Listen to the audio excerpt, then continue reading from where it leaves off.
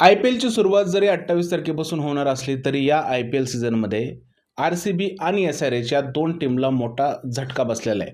नक्की काय झालंय जाणून घेऊया या व्हिडिओमध्ये. आर-सी-बी जी गेल्या वर्षी IPLची चॅम्पियन ठरली होती, तिला यावर्षी झटका बसलाय कारण त्यांचा टॉपचा वेगवान गोलंदाज हेझलवूड इंजरीमुळे IPLमधून बाहेर जाऊ शकतो. असं कळतंय की हेझलवूडची इंजरी अजून रिकव्हर झाली नाही, त्यामुळे सुरुवातीच्या काही मॅचेस हेझलवूड आर-सी-बीकडून खेळताना दिसणार नाही आहे. दुसरी जी टीम आहे ती म्हणजे एस-आर-एच. हिला सुद्धा खूप मोठा झटका बसला आहे, कारण एस-आर-एचचा कॅप्टन पॅट कमिन्स हा सुद्धा एस-आर-एचचे पहिले काही सामने खेळू शकणार नाही आहे. तो सुद्धा इंजर्ड आहे आणि पॅट कमिन्स तर ऑस्ट्रेलियन टीममधून सुद्धा कितीतरी दिवस झालं बाहेर आहे, कारण त्याला खूप मोठी इंजरी झालेली आहे. यातच एस-आर-एचने एक निर्णय घेतलेला आहे की जर का पॅट्स कमिन्स मॅचेससाठी अवेलेबल नसेल तर ईशान किशन जोपर्यंत पॅट्स कमिन्स येत नाही तोपर्यंत एस-आर-एचचा कॅप्टन असणार आहे, असा एस-आर-एचने निर्णय घेतलेला आहे.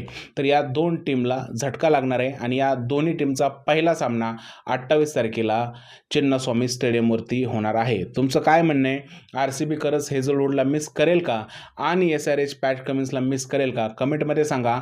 तुमची या 2 टीममधली फेवरेट टीम कोणते हे सुद्धा कमेंटमध्ये सांगा. व्हिडिओ आवडला असेल तर त्याला लाईक करा, शेअर करा, चॅनलला सबस्क्राईब करायला विसरू नका. भेटूया पुढच्या व्हिडिओमध्ये. तोपर्यंत जय हिंद, जय महाराष्ट्र आणि भारत माता की जय.